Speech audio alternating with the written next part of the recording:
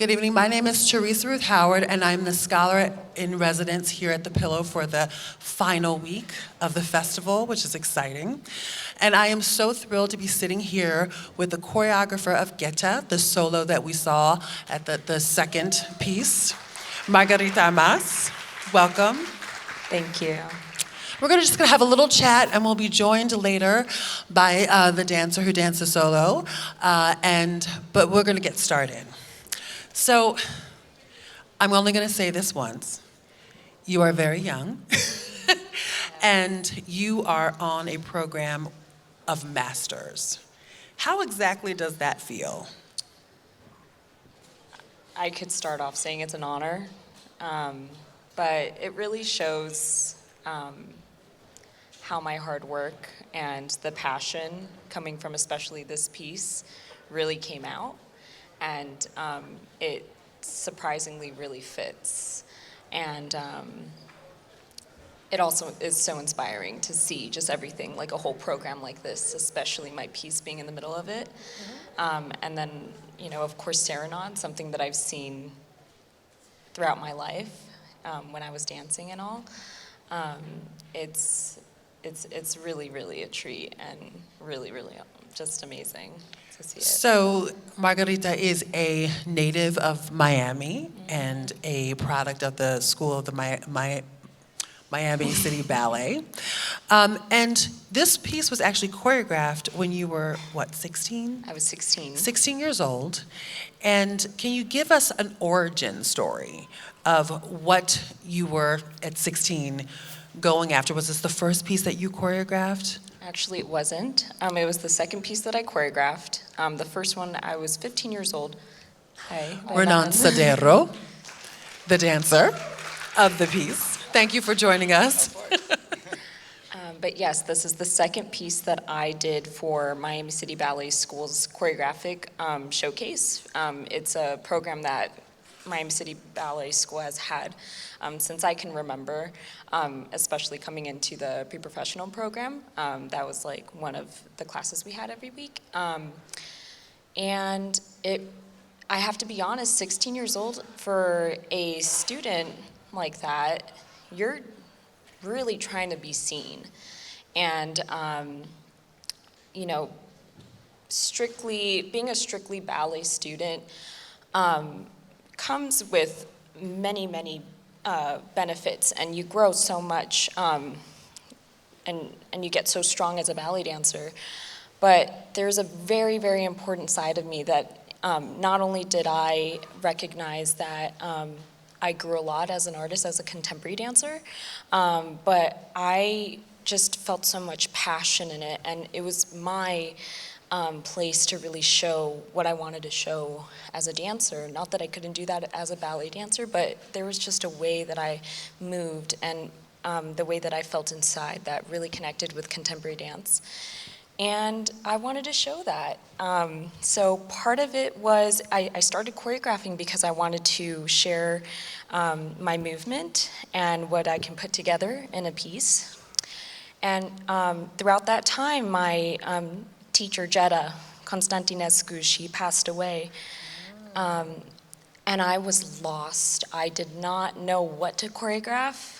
I was a bit lost as a student, just trying to get back on my feet because she created me.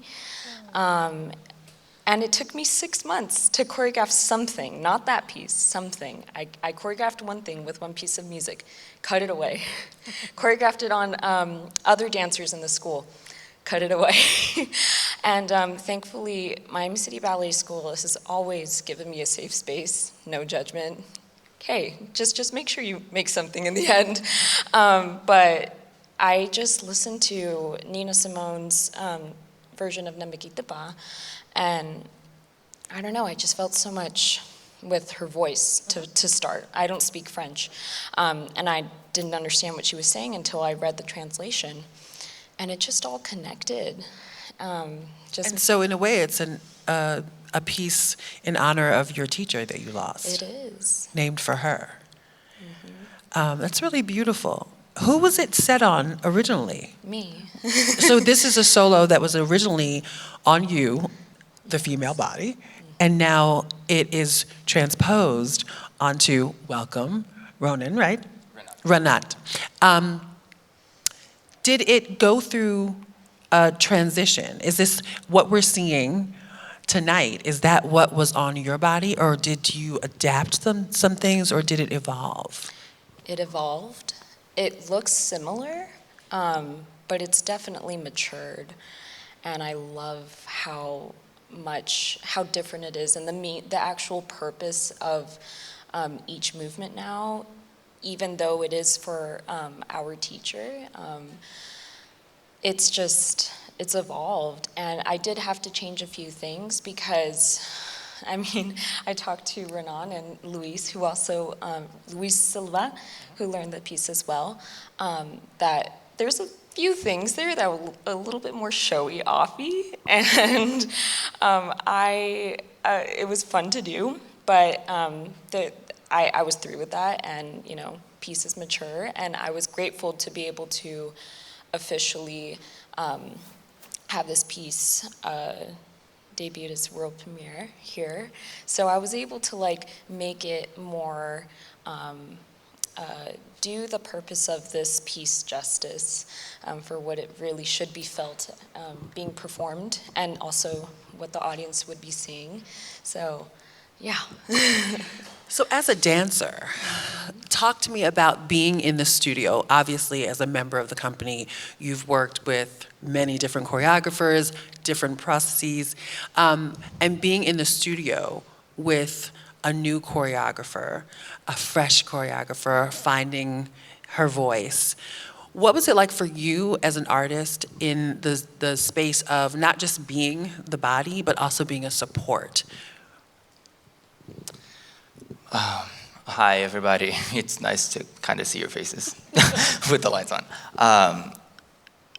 Okay, Margarita is someone very special. As a person and as a dancer, choreographer, someone that's in the arts. And there was just something very special about this piece because obviously there's more meaning to it than just creating something. And I think we both had really deep connections with this teacher of ours that unfortunately passed away. And so right off the bat, that's the essence of what this piece is. And I actually saw Margarita performing it, and I remember being stunned by it because so much talent. She was so beautiful in it. And when I found out that I was going to do it, I was like, how am I going to do that? How am I going to follow those steps? Like you said, being made on a female body, which is essentially more flexible, it's just different.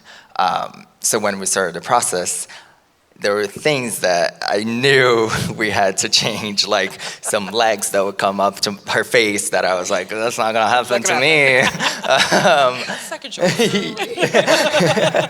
Yeah, and like she said, she was young, and so she was going through the process of learning how to use the body and how to, choreograph, how to put something together. And so I think the changes were made for, I wouldn't say just for good, but also to fit my body, the way I move, and hopefully I made something with it. I definitely feel it when I'm dancing, and it's for me, and it's for Jetta, and it's, like she said, the music is just so inspiring, and it's so deep, you just feel it. Like I just close my eyes and I can feel the words come to me. And so in your bow, you reference, yeah? Okay, that was beautiful. I was like, oh, okay. I'm glad that we got that little tidbit of that inside information. So she was in the house, blessing the house. Always. I want to tie in an interesting connection because the first resident choreographer of Miami City Ballet was Peruvian, right? Jimmy Gamonet de los Herros. And you, my dear, are Peruvian. And you are deeply steeped in your folkloric dance culture. And so I would love to hear a little bit about that and where it fits, where it sits, where it might fit in your choreographic voice in this context, right? When we're talking about the concert proscenium arch sort of way. Yeah, does that make sense? Yeah, Okay. yeah.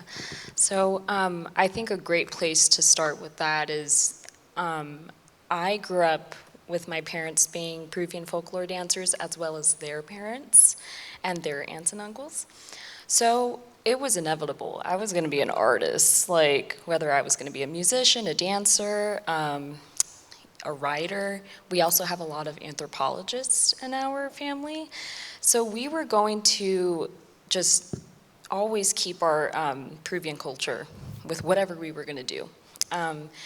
And I think experiencing the little things, not just them performing and me seeing, watching them as a little kid. I would go to their competitions, their performances throughout the country.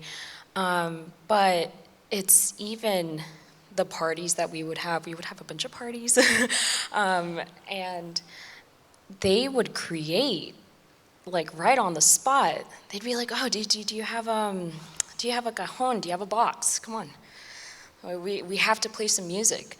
And so I think now that I think about it, I had a lot of time to really talk to my family. That's when I realized I didn't click how choreographing was like creating something. Like you just dance on the spot. You just create on somebody on the spot. You just make music. Like it didn't really have a word. It was just art to me. And so when I started being called a choreographer and stuff, I was just like, oh, I thought I was just dancing. It's funny, choreographer Donald Byrd says there is no choreography, there's just dancing. And so that's sort of what you're saying, the organic sort of cultural sense of how dance lives inside the world, the life we live. It's not separate from, right? And so this is your lineage, this is your destiny. Right. And so now I think now that I get that, and I've been given so many amazing opportunities at a young age already, it's something that I want to give back to my community and my heritage, is to use everything that I've learned in ballet, contemporary, I don't know what to call it, but it's I guess like modern day dancing. I want to combine the two. I want to work with my community, my Peruvian folklore community back home, and mix what I know and what they can teach me one day, and give them a space, like a stage where I think they deserve to be seen. You can be like the Peruvian Catherine Dunham, right? Anthropologist. Yes, you can clap for that. That's. I'm interested to see what your choreographic voice develops into as you become more comfortable blending that intersectionality of your classical training with your Peruvian roots, with the contemporary and the modern that you studied. It will probably be something that we haven't seen, right? Rhythms, gestures that are deeply rooted. And as a female choreographer, to have this as a space, to have this sort of traditionally privileged, generally white male space, right? As a trajectory for choreographic voices, for you to have access to this so young, it's going to be super exciting. With that, we have to close. I want to thank you all for staying and listening and learning. Please have a good evening. Thank you. Thank you. Thank you. Ne me quitte pas, il faut oublier tout, peu s'oublier qui s'enfuit déjà, oublier le temps des malentendus et le temps perdu, à savoir comment oublier ces heures qui tuaient parfois à coup de pourquoi le cœur du bonheur ne me quitte pas. Ne me quitte pas, Ne me quitte pas, ne me quitte pas. Moi, je t'offrirai des perles de pluie venues de pays